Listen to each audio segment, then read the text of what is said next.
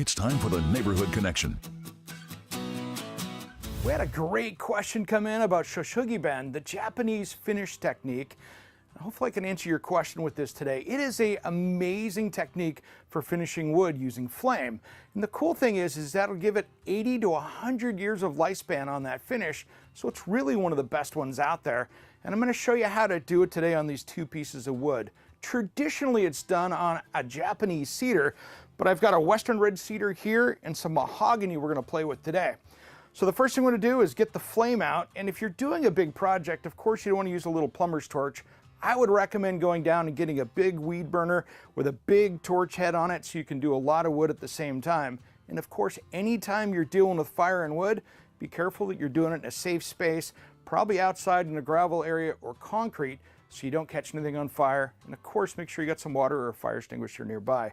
So let's start out with this first. I'm going to get some flame going here. I'm going to show you the differences of how the wood reacts between this fairly clear mahogany and some of the knots in the cedar here. Gives you a different look.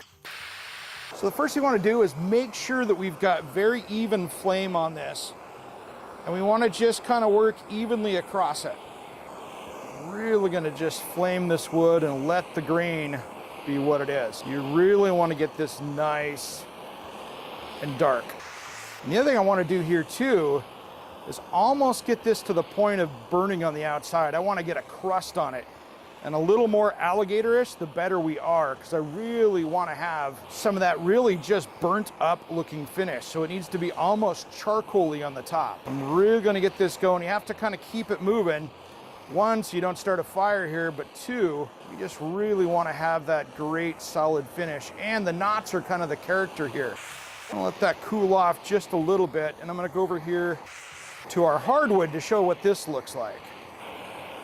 Now this char right here is kind of what I'm looking for. I really want to make sure that I get this nice and burned in so we can make sure that we have a good finish, because that's going to be the beauty of this as we take off this burnt stuff. It's all about removing the burnt stuff in the next step. I'm going to come over and start working on the cedar here as well, because I really want this to get nice and really burnt.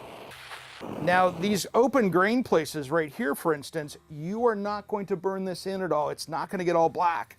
So let that be, because that's going to be some of the highlights that give us that depth. There we go. That's what I'm talking about right there. I want to really have it almost burning on top of this, because that's where we get that darkness. I'm going to do one more coat over the top of this with this flame. And then what we can do is we're just going to go through with the brush and take it off. All right, I'm going to put some gloves on here. And I'm going to show you how this works, because we really want to get this scraped down. And a good wide wire brush works really well for this. If you've got like an old barbecue brush, that can work too. You just want to have any grease and stuff on it. Try to get as much of a wide brush on here. The wider, the bigger the brush, the better this is. Now let's do the cedar over here and see how this goes. Let's see how soft that cedar is. If you're doing a lot of this, make sure and wear a dust mask, because that's just charcoal. So we're just going to take this off almost like a stain, where we can just remove it and get it to the exact spot we want to. All right, guys, your wood selection really defines what this project's going to look like.